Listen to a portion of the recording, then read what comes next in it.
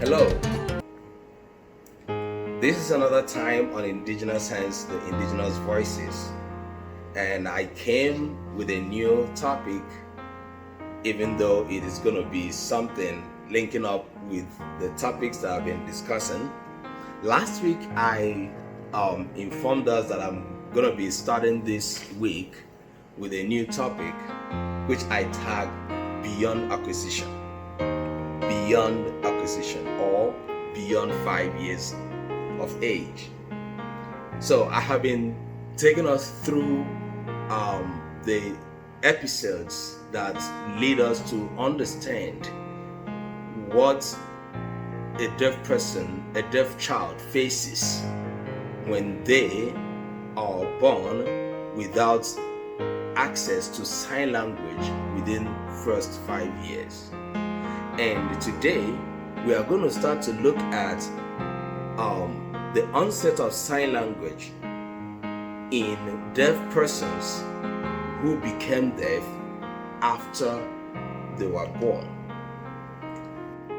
I wanted to bring our attention today to the fact that we are coming close again to the International Day of Sign Languages, a day set aside to raise awareness about sign languages of the different deaf communities.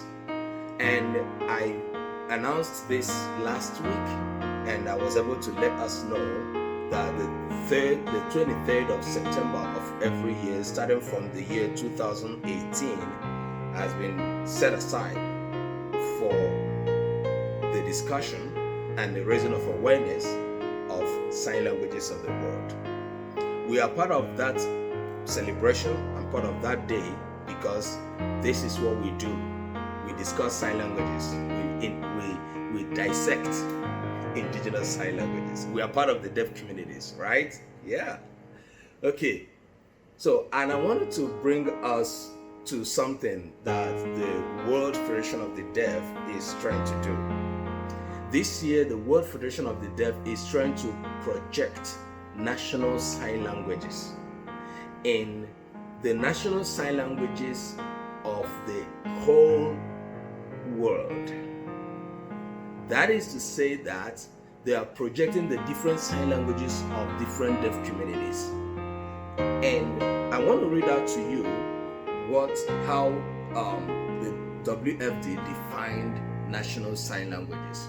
And it says, national sign languages are natural languages of deaf people. They are also the native languages of children from deaf-parented families and are also used by millions of others around the world who are part of the vibrant national sign language community. And my emphasis is where this excerpt reads that they are also the native languages of children from deaf-parented families. The WFD is trying to emphasize the importance of different countries ratifying and acknowledging and recognizing constitutionally the national sign languages of those countries.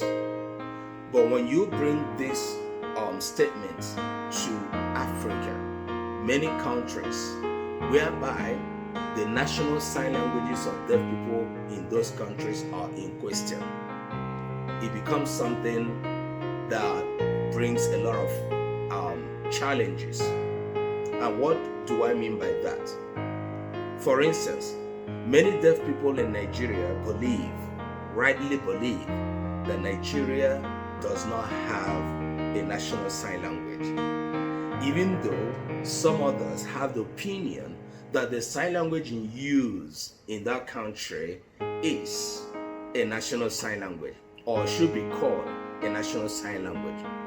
But the problem with that definition or with that opinion is a national sign language is supposed to have an indigenous identity. It is supposed to be a heritage of the people. Every language should be a cultural heritage of the people. So the national sign language of the deaf people should be a cultural heritage, a national heritage, an indigenous heritage of the deaf people living in that space called country or state. So, and if a country such as Nigeria is using what is regarded or referred to as a foreign sign language, it becomes problematic trying to redefine that as a national sign language. People might come up with different arguments, like I have heard concerning spoken English, how it is being indigenized and everything. Well, that is also something that is arguable. But the challenge this poses for the deaf community has to go back to acquisition and onset of sign language for deaf persons. So that is where, if you want to compare the situation of spoken language, whereby in a country a foreign sign language, a foreign language is dominantly used as opposed to indigenous spoken languages, it is almost not the same with the deaf and their sign languages, because the issue of acquisition of sign language or the issue of onset of sign language for deaf individuals matters a lot. Before I delve into the topic, I want to present you one of my clients when I was back home, when I was beginning my studies as both a speech and hearing scientist and a sign linguist. So I used to do home calls. The home calls I used to do were part of my own training, the beginning of my own research, and I was fortunate enough to have access to some deaf people, deaf children and all that, and their families. So I want to present you Chinedum. Chinedum is a pseudonym. I made it up, but the character I'm presenting to you is real. The name is not. Chinedum was a 9-year-old boy when I met him. He became deaf at 3 years old, when he must have formed language. He was hearing. He was forming language. My daughter that is 2 can say you without words. That is to say that she can say everything and anything that you never imagined that she can say. Just today she was like, I want to go and get water from the fridge. Why are we from the fridge? She wanted cold water. And I said, no, drink the water that I gave you in the cup. He said, no, I'm going to get the big water in the fridge that is cold. I said, no, I'm going to flog you. She said, I'm going to flog you too. And she said, now you see that I'm walking. That means that I should watch her that she's going to get She's going to be 3 in November. Now, I'm just telling you the amount of words and expressions that she has acquired in less than 3. Now, my client, Chinedum, was 3. She had started talking. She had formed language. And something happened. She became deaf. And Chinedum was in a regular mainstream school when I met him.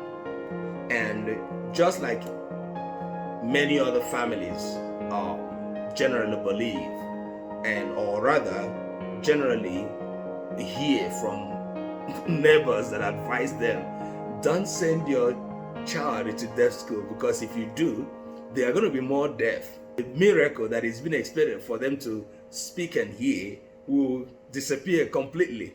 So my client Chinedum was, found himself in this kind of ideology. So the parents believed that he wasn't supposed to go to any deaf school, because he was not supposed to mix up with the other deaf children, so that he doesn't become more deaf. Have you heard when a person was deaf and became more deaf? Anyway, so but this for real. This is illusion.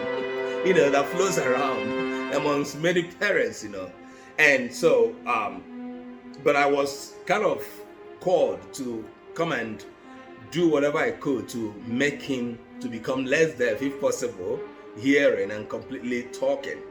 And I was with him for a few months, because after clear observation of him, one of the first things I did was to try to press upon the parents to get him admission into a deaf school, which was around and close there. So it was a difficult one, though, which I didn't even know how difficult it was going to be for me to convince the parents to send him to a deaf school, that he needed sign language, okay? But they wanted me to make him talk. And he also, because he accidentally became deaf, so he lost speech. So his speech could be regarded as distorted speech. But the irony of the whole thing is that he was in a mainstream school where he was being graded as among the first, that he was doing very well. And this was a boy that became profoundly deaf for the thing that made him to become deaf, affected his hearing completely. And parents avoided taking him to an environment where he could begin to learn sign language.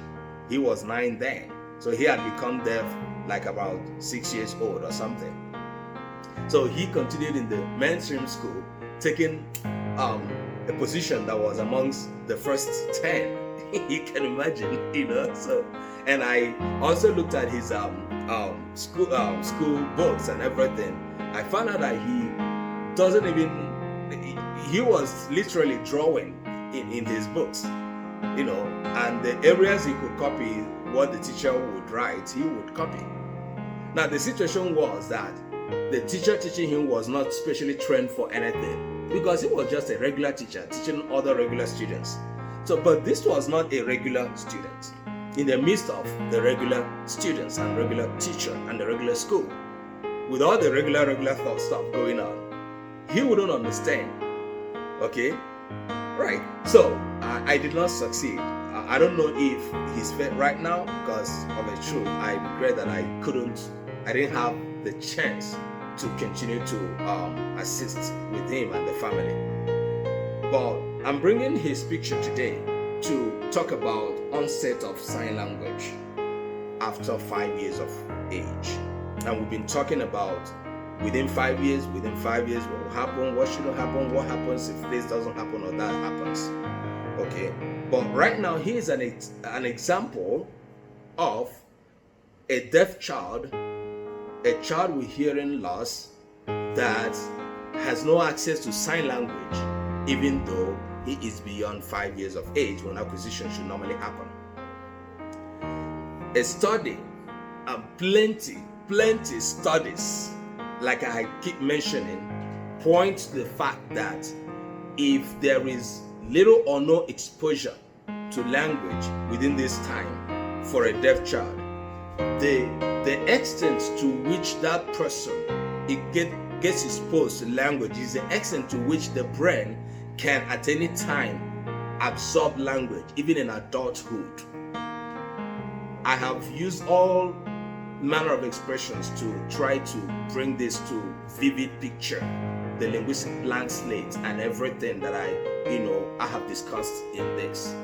And so to back it up, it is to look at different studies that have pointed towards this, to say that if the acquisition happens to be like this because of access to language for a deaf child, it's like this.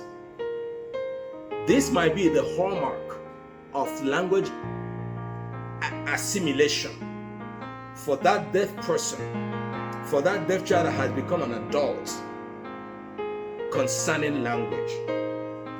So even if there is access to language later in life, because within this time there was tiny access and tiny exposure, there is going to be very limited assimilation. All right, hold it there.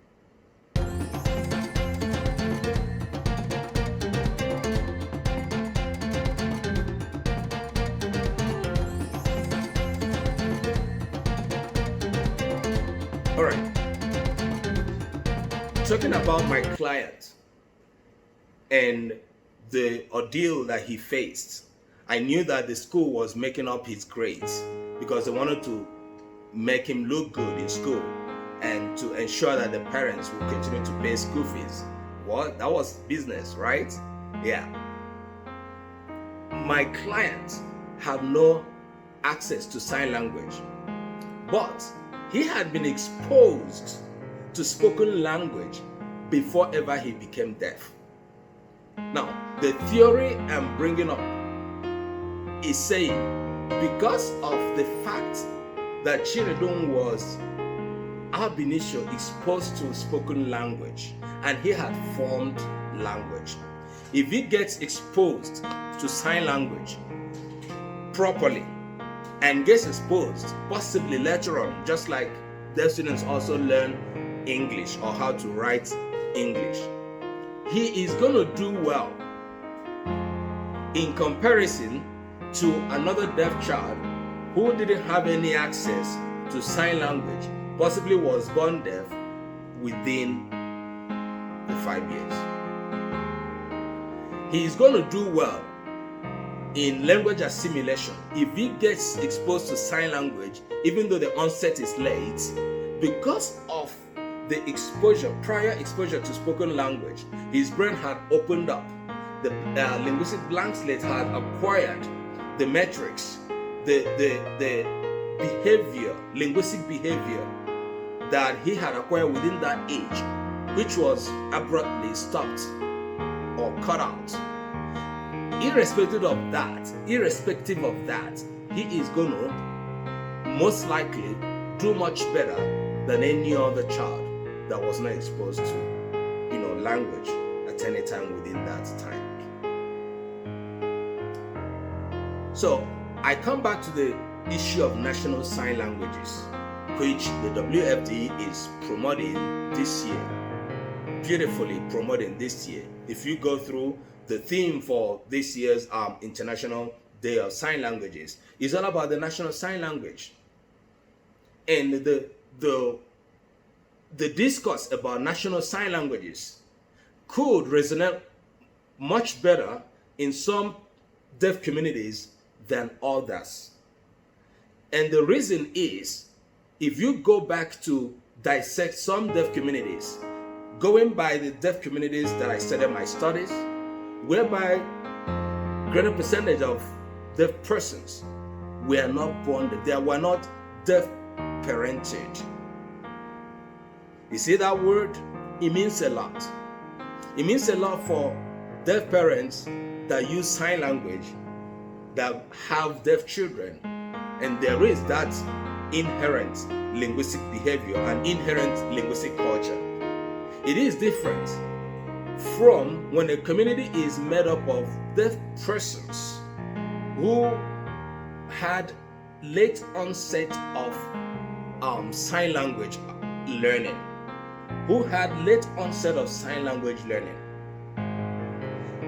The difference between them and those born deaf, immersed into sign language, is being defined when we say native signers. Just like we say native speakers of a language, we talk about native signers. Now, there is no doubt that because this deaf person was not born deaf and had acquired spoken language and later became deaf and started learning sign language, there is no doubt that they would do well in assimilating sign language, in learning sign language.